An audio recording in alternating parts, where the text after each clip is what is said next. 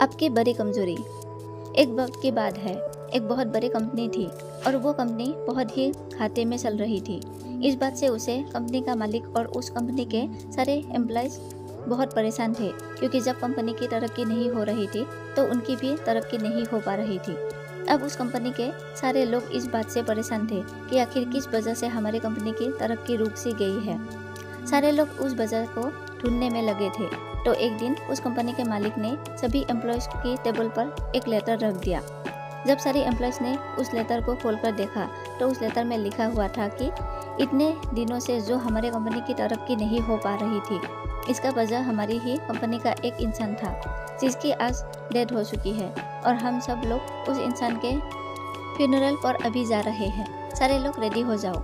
जब सारे एम्प्लॉयज़ ने वो लेटर पढ़ा तो एम्प्लॉयज़ को खुशी तो बहुत हुई कि जिस इंसान की वजह से हमारी कंपनी की तरक्की नहीं हो पा रही थी, अब वो इंसान इस दुनिया में नहीं रहा और अब हमारी कंपनी फिर से तरक्की करने लगेगी। लेकिन वो सारे लोग थोड़ा दुखी भी हुए कि जो भी था तो हमारी कंपनी का इंसान और आज उसकी डेथ हो चुकी है।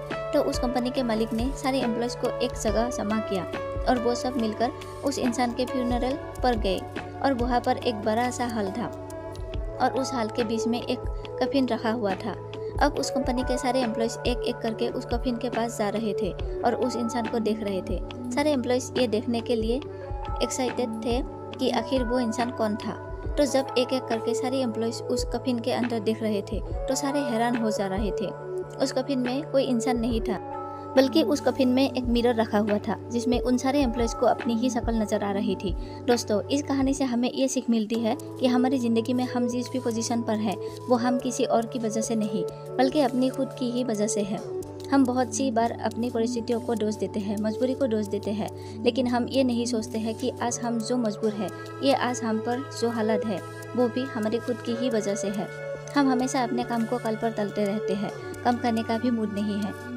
ये सब बहाने देकर हम खुद को ही कभी आगे बढ़ने नहीं देते हैं। अगर हम अपने काम में अपना 100% नहीं देंगे तो हमारी तरक्की कभी नहीं हो सकती। सपने तो हम बहुत बड़े बड़े देख लेते हैं, लेकिन बाद में हमें खुद पर ही शक होने लगता है कि क्या ये मेरे सपने सच हो पाएंगे, क्या मैं इन सपनों को सच कर पाऊँगा।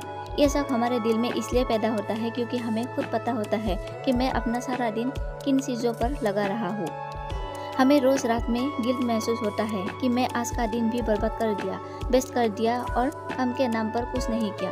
अगर आप भी चाहते हो कि आपको गिल्ट महसूस ना हो तो आपको उन बहानों को साइड में रखकर अपने काम पर फोकस करना पड़ेगा। वो कहते हैं ना कि मेहनत इतनी खामोशी से करो कि कामयाबी शोर मचा दे। और अगर शॉर्ट स्टोरी इन हिंदी अच्छी लगी हो तो अपने दोस्तों के साथ ज़रूर शेयर करें। धन्यवाद।